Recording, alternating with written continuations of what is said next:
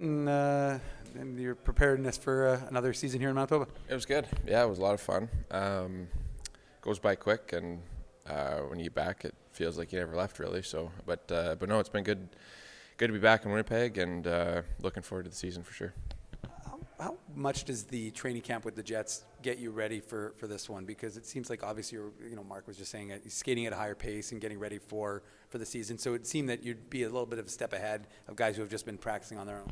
Yeah, for sure. I mean, it is nice to to have that pace to start, and you definitely do feel better going into the American League training camp, having gone through the NHL one. So yeah, I mean, it was another good experience, and just something to build off of.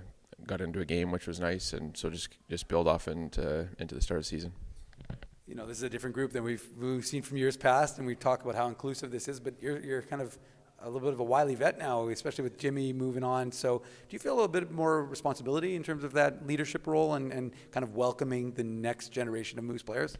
Yeah, for sure. I mean, in my 10th year now, so it's it's kind of part of my job now is to bring those young guys along and make them feel comfortable, and like you said, welcome them to the organization and to our team. And no, I mean, every year that's really the last 4 or 5 years for me, that's kind of what part of my role that I've been focusing on is being that veteran, that leader, and being there for younger defensemen, younger forwards too, goalies, doesn't matter really, but just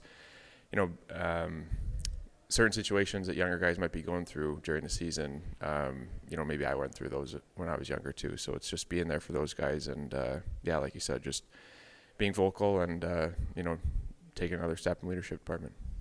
Is there a sense of pride when you see guys like taking steps at NHL Jets camp and seeing guys like Simon Lundmark, who he's kind of unheralded. A lot of people don't talk about him, but he seems to be kind of good at everything. And that, again, he seems to, like, the coaches talk about him here at the Moose. The coaching staff up with the Jets were talking about him, and they're keeping him up there. So, I mean, obviously they seem to like what they see. Do you take a sense of pride knowing that, you're helping young guys like that get to that next level? Yeah, absolutely. I mean, I think I've probably told you once or twice, just, even Ty Bauer, Lundy's the same thing. I spent a lot of time playing with him my first year here 2 years ago, and seeing his growth and his development over the last couple of years has been tremendous. And same thing with Ty, and both those guys are up there still. And so, as an older guy, you're really happy to see that for him. And we hope we don't see him back here, but if we do, we'll welcome him for sure. Also, the pace just seemed kind of high today too. Pretty intense. Some battle drills near the end there too. Do you try and sort of keep that up through the whole camp, or is that just sort of important for that first day to sort of just really set that tone? Yeah, day one's always the hardest. Doesn't matter what camp you're in.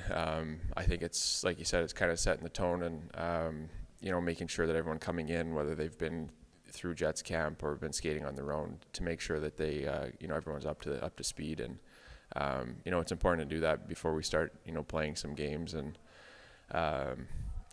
just to get guys all on the same page. And, we're throwing different things at the group, whether it's systems or whatnot, but really any drills that we're doing on day one is a good test for the heart rate. So